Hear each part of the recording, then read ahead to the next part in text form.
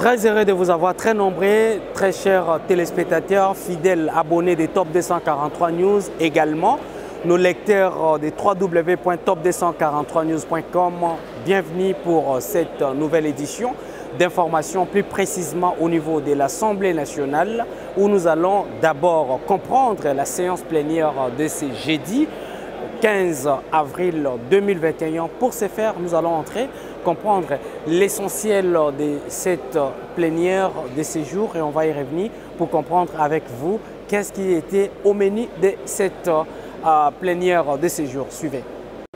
Une séance plénière pas comme les autres, une séance plénière focalisée en huis clos du début jusqu'à la fin. Qu'est-ce que nous allons faire?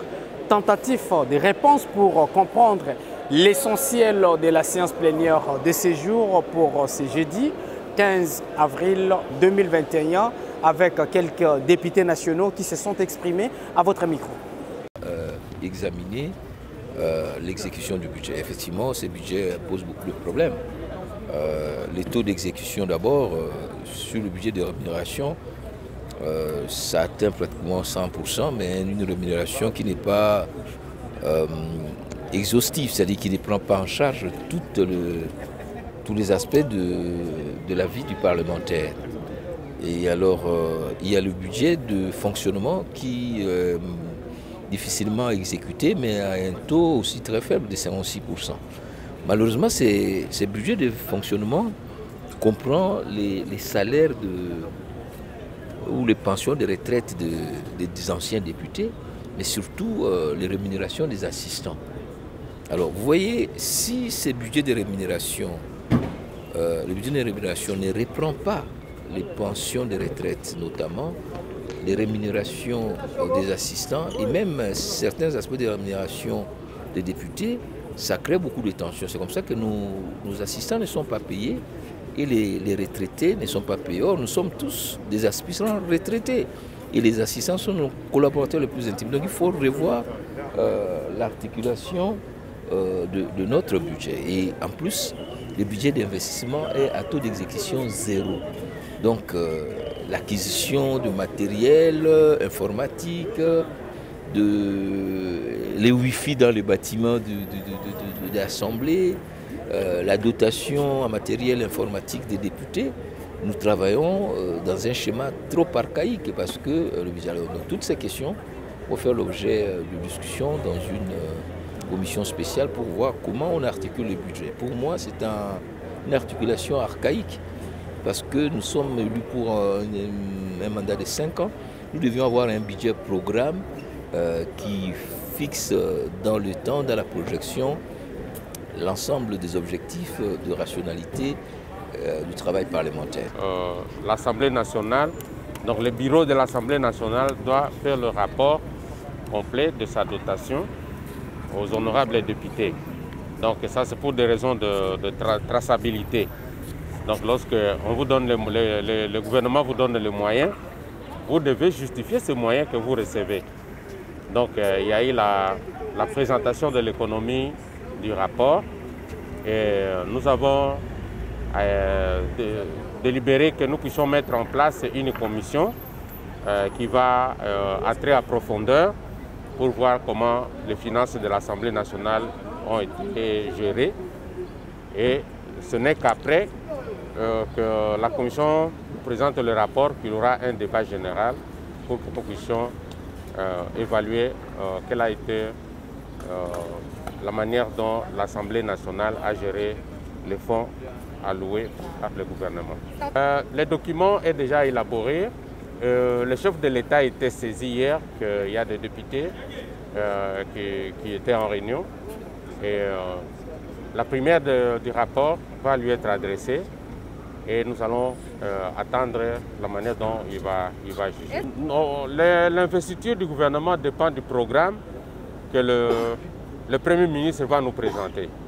S'il convainc les honorables députés, il n'y aura pas d'autres alibis pour ne pas investir le gouvernement.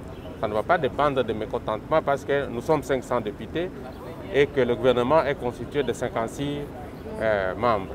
Donc il n'y aura pas tous les députés dans le gouvernement. Les mécontents, c'est la manière dont on a choisi le ministre. Il y a d'autres provinces. Parce que pour former un gouvernement, il y a beaucoup de critères qu'on tient compte. Donc les critères de compétences, les critères géopolitiques, de probité morale et ainsi de suite. Alors si on constate que, par exemple, dans d'autres provinces, il y a quelqu'un qui est nommé qui n'est pas connu par les élus de cette province, est-ce que vous trouvez que ça c'est normal? Alors que les députés représentent la province. Lorsque quelqu'un est nommé, c'est que c'est quelqu'un qui, malgré qu'il est le ministre national, mais il est issu de quelque part, où il doit avoir une base. Donc c'est ça des mécontentements que les députés ont soulevé, mais je crois que ça sera géré par le président de la République. Ce n'est pas moi qui réponds, ce n'est pas moi qui ai mis le gouvernement en place. Moi je pense que l'équité et la géopolitique, c'est une exigence de la Constitution. Si quelque part on ne l'a pas respecté, ce n'est pas mon problème. Mais moi ce qui compte, c'est que tous les députés qui sont, tous les ministres qui sont nommés, tous les membres du gouvernement ne doivent pas travailler pour leur province, ils doivent travailler pour la nation. On n'est pas ministre de sa province, on est ministre de la nation. C'est ce qui compte, que tout le monde travaille pour l'intérêt du peuple. Nous sommes en politique, hein, s'il y a des mécontents, c'est un problème qui va se régler. Mais les mécontents, si c'est le peuple qui est mécontent, là c'est mauvais. Mais c'est l'individu qui est mécontent, on peut le gérer. Sécuriser la population a droit à revendiquer. Il s'agit d'un langage populaire que nous n'encourageons pas, que nous condamnons, mais que nous comprenons. Nous comprenons ces langages. Il faut que ça soit perçu positivement et que le gouvernement qui vient d'être nommé et qui sera investi très bientôt puisse faire de la sécurité à l'Est ses priorités. Bon, si la population parle de la complicité, c'est qu'elle a peut-être des preuves qu'elle peut fournir par rapport à ça. Mais moi, je pense qu'il faut entendre par la complicité la réponse flasque. La réponse flasque tant du gouvernement que de la communauté internationale vis-à-vis des tueries qui sont en train de se perpétrer jour et nuit. Cette réponse n'est pas assidue, cette réponse n'est pas efficace, cette réponse est un peu légère par rapport à l'état d'intérêt. Là, la population peut parler de la complicité, c'est le langage populaire qu'il faut comprendre. Mais bon, selon moi, la MONUSCO peut partir, tout comme peut rester. Si elle trouve même que sa mission est jugée inutile pour la population, elle peut partir, mais si elle reste, qu'elle s'amende,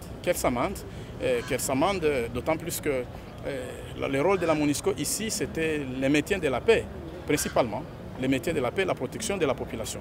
Et donc, il faut que le peuple sente, à côté de son partenaire, le gouvernement, que la MONUSCO est efficace pour accompagner notre armée à maintenir la paix, à protéger la population. Parce que dans les cas d'espèce, la population n'est pas protégée, les gens sont tués jour et nuit. Il ne m'appartient pas de me prononcer de son départ ou de ce qui reste. Moi, j'ai dit que si elle reste, il faut qu'elle soit efficace dans ses opérations auprès de son partenaire, le gouvernement. Je n'ai rien à commenter, mais c'est quand même un signal positif pour la nation quand on doit considérer et consulter une bibliothèque vivante à la personne de Joseph Kabila. C'est quelque chose que nous trouvons de positif pour la République et c'est ce que nous devons cultiver comme valeur. Nous avons des personnes ressources dans ces pays, nous avons des personnes bibliothèques dans ces pays. On ne doit pas passer le temps à la longueur de journée en train de les insulter.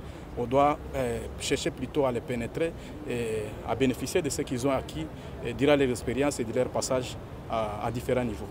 Oui, je vais rectifier, on ne s'est pas entretenu avec le premier vice-président, mais avec le président de l'Assemblée nationale. Comme hier, nous avons dit que le collectif des révolutionnaires de l'Union sacrée était en réunion hier, du 14 au 15, et ils avaient mis en place une commission qui devait rédiger un document pour notre chef, pour le chef de l'État qui est notre autorité morale.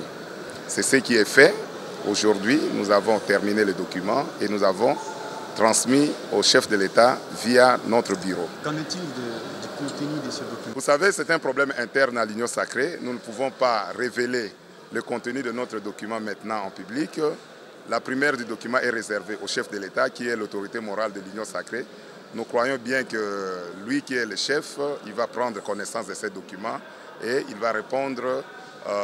Nous tous, nous attendons que les chefs répondent à ce qui est contenu dans ces documents. Je ne sais pas les révéler aujourd'hui à la presse. Juste à la sortie du... Merci pour votre fidélité de nous faire confiance pour vous informer en temps réel avec toute impartialité, mesdames et messieurs. Vous avez certainement compris que pour aujourd'hui, les informations en rapport avec les institutions parlementaires au niveau de l'Assemblée nationale, Nous avons déjà tenu à mettre fin pour la plénière d'aujourd'hui, spécialement basée en huis clos. Vous avez également suivi les interventions de quelques députés nationaux qui ont participé à cette séance plénière exclusivement huis clos du début jusqu'à la fin. Merci pour votre fidélité. Mais avant de nous quitter, abonnez-vous massivement sur Top 243 News TV également. Lisez-nous sur www.top243news.com. D'ici là, portez-vous bien. On nous revoit très bientôt pour une nouvelle session d'information sur votre média partenaire qui vous donne l'essentiel d'actualité en République démocratique du Congo. Pour vous informer de l'essentiel de l'actualité en République démocratique du Congo, il vous suffit de vous abonner sur Top 243 News TV. Également nous lire sur www.top243news.com. Au nom de toute la rédaction, nous vous remercions.